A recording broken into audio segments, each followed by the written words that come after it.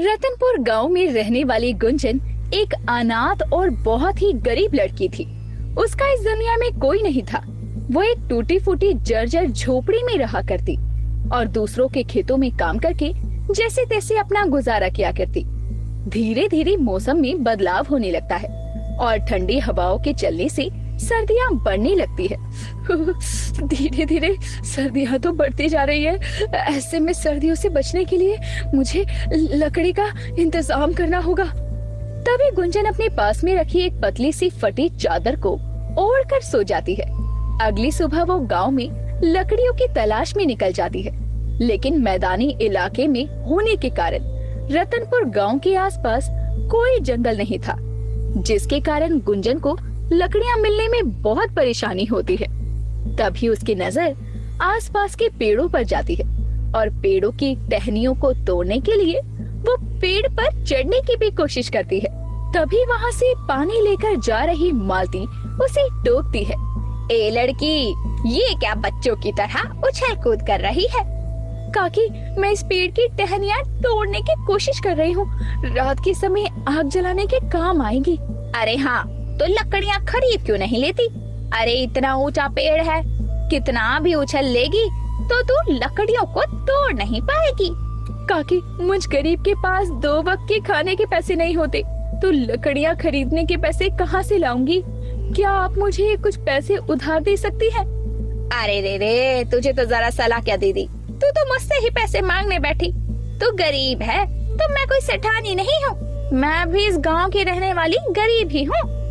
मालती की बात सुनकर गुंजन फिर से उछलती है, लेकिन जमीन पर आते ही उसका पैर मुड़ता है और वो गिरने से बचने के लिए मालती का हाथ पकड़ती है, लेकिन अपने साथ साथ वो मालती को लेकर जमीन पर गिर पड़ती है, जिससे मालती का पानी का मटका भी गिरता है और दोनों गीली हो जाती हैं। जैसे तैसे दोनों खड़ी होती हैं। आए हाय, सत्यानाश हो तेरा!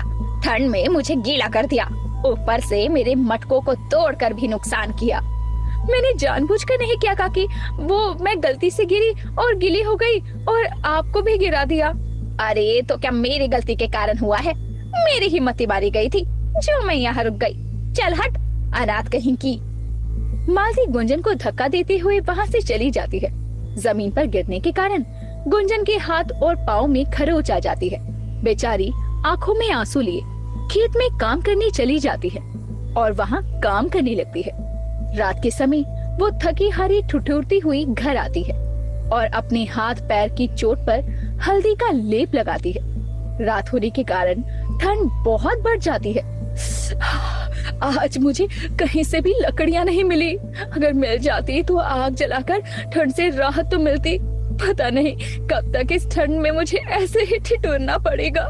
बढ़ती रात के साथ ठंडी हवाएं तेज हो रही थी, जिसके कारण गुंजन कांपने लगती है। कुछ देर में उसके दरवाजे पर दस्तक होती है। अरे, इस समय दरवाजे पर कौन आ सकता है? लगता है जाकर देखना ही पड़ेगा। गुंजन जाकर दरवाजा खोलती है। वो देखती है कि एक बुढ़िया ठंड में ठिठुरती हुई उसके दरवाजे पर खड़ी होती है। अम्मा, आप कौन हो और इतनी रात गए बिना कंबल चादर के ठंड में घूम क्यों रही हो? बेटी, मैं दूसरे गांव जा रही थी, लेकिन अंधेरे के कारण रास्ता भटक गई हूँ और ठंड भी बहुत लग रही है। मेरी मदद कर दो बेटी। आज रात के लिए मुझे अपने घर ठहरने की जगह दे दो। सुबह होते ही चली जाऊंगी। ठंड से बिना कंबल चादर के कांपती हुई बुढ़िया को देखकर गुंजन को उस पर दया आ जाती है और वो अपनी मन ही मन कहती है, पता नहीं कैसे होंगे इनके घर वाले जो इन्हें इतनी सर्द रात में अकेले बाहर जाने दिया। मुझे इनकी मदद करनी चाहिए।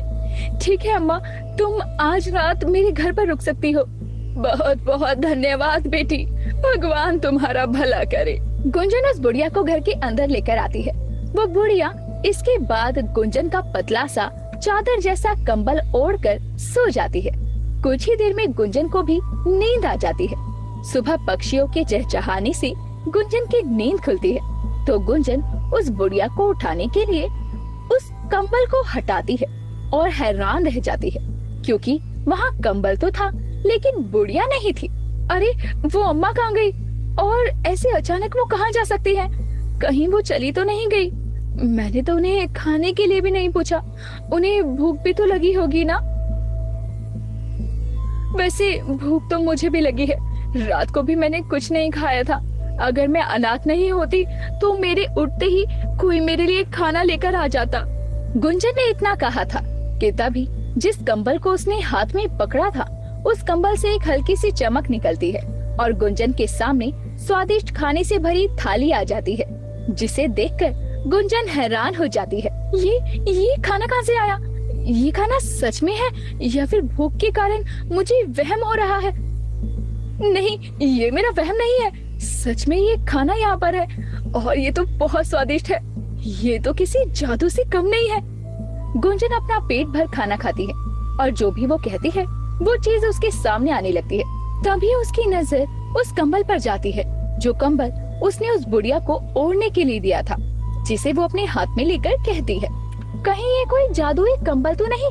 लेकिन आज से पहले तो इस कंबल ने ऐसा चमत्कार नहीं किया। हो सकता है वो बुढ़िया जादुई थी और जब उसने इस कंबल को ओढ़ा तो ये भी जादुई हो गया। गुंजन समझ जाती है कि उस बुढ़िया के जरिए ये जादुई कंबल उसके पास आया, जिसके बाद वो उस जादुई कंबल से अपनी जरूरत की चीजों को प्रकट करती है, जैसे अपनी टूटी फूटी झोपड़ी को पक्के घर में बदल देती है और घर में सारी सुख सुविधाएं भी ले आती है। लेकिन रातों रात गुंजन के हालातों को बदलता देखकर सभी गांव वाले दंग रह जाते हैं। अरे ना जाने कौन सी लॉटरी लग गई है इस अनाथ गरीब लड़की की, जो इतना बढ़िया घर हो गया है इसका। अरे सही कह रही हो बहन। अरे इसके जितनी कृपा भगवान का भी हम पर भी कर दे तो थोड़ा हमारा भी भला हो जाए। मालती अपने पड़ोसन से बातें कर रही थी कि तभी नशे में झूमता हुआ वहाँ उसका पति मंगलू आ जाता है। ए मालती, तू चिंता क्यों करती है? तुझे मैं ऐसा घर क्या महल बना कर दूंगा, महल। आए हाय, पीकर सड़क पर भटकने वाला तेरा पति तुझे महल बना कर देगा। मालती सुन रही है ना इसकी बातें? इसकी बातों में फंस कर ही तो जिंदगी बर्बाद हो गई बहन मेरी। ना जाने कौन सी घड़ी में इस शराबी से शादी हो गई थी मेरी। मंगलू नशे में झूमता हुआ गिरने लगता है। तभी मालती उसे संभाल लेती है। कौन शराबी? किसने पी शराब? मैंने तो नहीं पी। ए मालती, तू कब से पीने लग गई? हाँ, हे भगवान, जब संभाला नहीं जाता तो इतनी पीते क्यों हो? चलो घर, वरना यहीं छोड़कर चली जाऊंगी। मालती नशे में धुत अपने पति मंगलू को वहाँ से ले जाती है। तो वहीं अब घर और सारी सुविधाएं हो जाने के बाद गुंजन को सर्दियों में ठंड से ठिठुरना नहीं पड़ता। लेकिन एक रोज जब वो शाम को अपनी दुकान से सामान लेकर घर वापस आती है तो देखती है कि मंदिर के बाहर कुछ लोग सर्दियों के कारण ठंड से कांप रहे थे। उस जादुई कंबल के चलते मेरी तो मदद हो गई, लेकिन मुझे इन गरीबों की भी मदद करनी चाहिए ताकि सर्दियों में कम से कम इन लोगों को सर्दी से राहत तो मिल सके।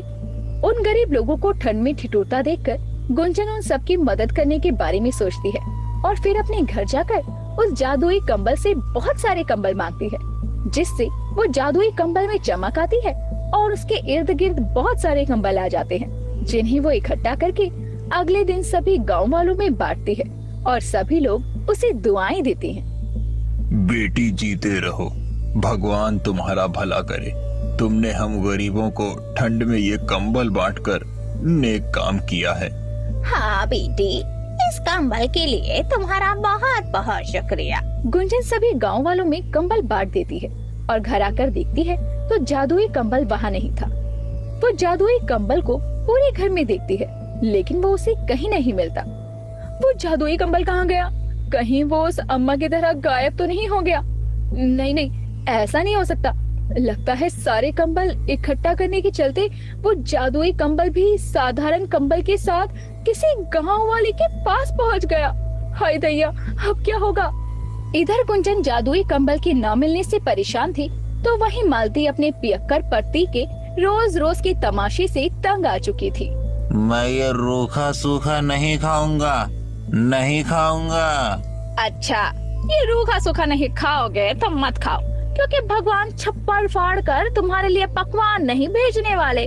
मैं तुम्हारा पति हूँ, तुम मुझसे ऐसे बात नहीं कर सकती। अरे पति वाला कोई काम किया है तुमने? अरे कुछ भी खरीद कर नहीं दिया है आज तक।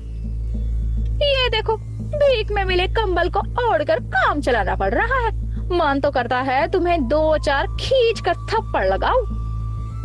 मालती के इतना कहते ही कंबल से हल्की चमक आती है और मंगलू को हवा में 2-4 चाटे पड़ते हैं तो उसका सर चकराता है और वो गिर पड़ता है। हाय हाय, हवा में थप्पड़ कहाँ से लग गए इन्हें? कहीं मेरे बोलने से तो नहीं? नहीं नहीं, मेरी जुबान काली थोड़ी है। अरे कौन पागल है, जाकर खोलती हूँ दरवाजा, पता चले दरवाजा तोड़ दे। उसके इतना बोलते ही दरवाजा टूटकर गिर पड़ता है। ये देखकर तो मालती के होश उड़ जाते हैं। वो समझ नहीं पाती कि उसके बोले पर कैसी चीजें सच हो रही हैं। हे भगवान, कहीं मेरी जुबान सच में तो काली नहीं हो गई। नहीं नहीं, मैं अभी कुछ नहीं कहूँगी। मालती के मुंह से निकली बातें जादुई कंबल के कारण सच हो रही थी, लेकिन वो अपनी जुबान को काला समझकर कुछ भी बोलने से बचती है। तो वहीं गुंजन उस जादुई कंबल को गांव के हर एक घर में ढूंढती है। एक रोज मालती उस कंबल को धोकर सुखा देती है और उसकी नजर अपनी पड़ोसन के सूख रही साड़ी पर जाती है। कितनी सुंदर साड़ी ली है कांता ने। अगर मेरा पति पैक करना होता तो इससे अच्छी अच्छी साड़ियाँ खरीद पाती। हाय दैया, कितनी सुंदर साड़ियाँ हैं। इस बार तो मुंह से निकली अच्छी बात भी सच हो गई। यानी सच में कोई तो जादू हुआ है मेरी जुबान पर। मालती इसे अपनी जुबान का कमाल समझकर साड़ी को लेकर खुशी खुशी घर चली जाती है। तो ये सब कुछ वहाँ से गुजर रही गुंजन देख लेती है और वो जादुई कंबल की चमक को देखकर उसे पहचान जाती है और फिर उस कंबल को लेकर घर लौट आती है। अच्छा हुआ ये जादुई कंबल मुझे समय रहते मिल गया, किसी गलत हाथ में नहीं गया, वरना कोई भी इस जादुई कंबल का गलत फायदा उठा सकता था। मेरे ख्याल से इस कंबल को किसी जरूरतमंद के पास होना चाहिए। गुंजन को वो जादुई कंबल वापस मिल जाता है, जिसका इस्तेमाल वो लोगों की मदद के लिए किया करती। एक रात फिर से उसके दरवाजे पर दस्तक होती है। गुंजन दरवाजा खोलती है तो बाहर वही बुढ़िया खड़ी हुई थी। अम्मा, आप आइए ना, अंदर आइए। आप कहाँ गायब हो गई थी? मैं आपको शुक्रिया भी नहीं कह पाई। बेटी, क्या तुम आज रात मुझे अपने घर में ठहरने दोगी? हाँ हाँ अम्मा, क्यों नहीं। बेटी, तुम दिल की बहुत अच्छी हो। मैंने सुना है कि तुमने अपने साथ साथ गांव के लोगों की भी मदद की है। दुनिया में लोग बस अपना भला और फायदा सोचते हैं, लेकिन तुमने दूसरों के बारे में सोचा, इसीलिए तुम्हारे साथ कभी कुछ गलत नहीं हो सकता।